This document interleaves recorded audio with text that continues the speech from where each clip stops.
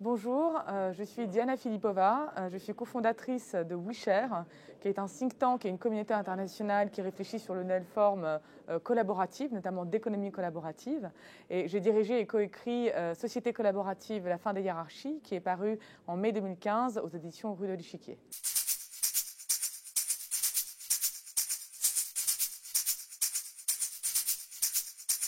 C'est une question extrêmement compliquée, à laquelle il est difficile de répondre oui et non. Je dirais la façon suivante. Le contexte économique, politique et technologique dans lequel aujourd'hui les algorithmes s'incarnent peuvent constituer un danger pour un certain nombre de nos libertés. En fait, ce que les algorithmes font peser comme risque, c'est d'une part, évidemment, c'est de réduire le champ de nos libertés, de notre libre arbitre. Le deuxième, c'est qu'en plus, on est incapable de connaître quelles sont les causes et le design, le dessin de ces algorithmes, alors même qu'ils nous déterminent.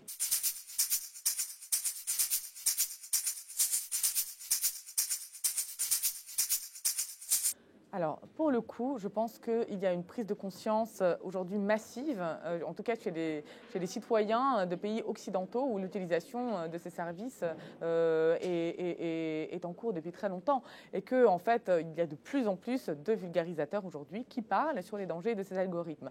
Donc cette prise de conscience est une première étape nécessaire.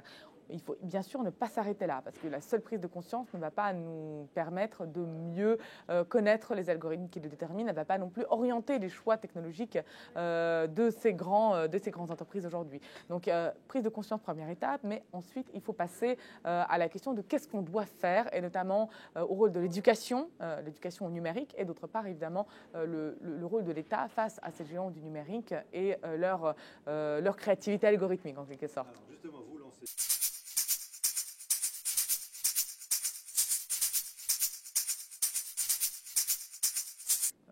Même s'il l'avait déjà perdu, il ne faut pas le dire, parce que c'est déjà à vendre la peau de l'ours avant de l'avoir tué. Je ne pense pas qu'il l'ait perdu, parce que, jusqu'à preuve du contraire, l'État a encore un certain nombre de prérogatives, de pouvoirs que les entreprises que vous avez citées n'ont pas et n'auront pas pendant un certain moment. Alors le moment où elles vont commencer à les revendiquer, ça sera peut-être une guerre ou autre chose, mais pour l'instant, elles ne l'ont pas. Donc si les États s'organisent, s'ils prennent conscience de l'urgence de la situation, ils peuvent encore largement rattraper le temps perdu, parce qu'il y a effectivement beaucoup de temps perdu.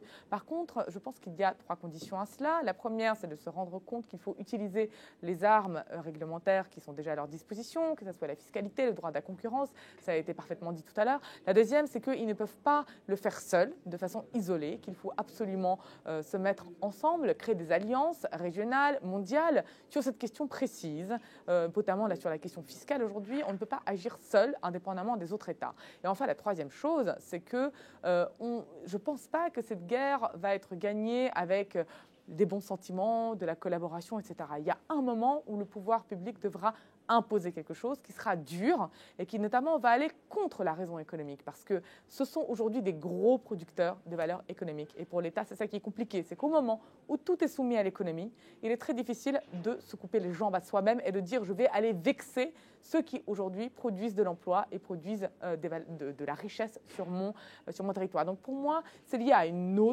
réflexion que les États devraient mener. Est-ce qu'on doit continuer à soumettre tous les champs de notre existence à la raison économique? Et pour moi, la réponse est non.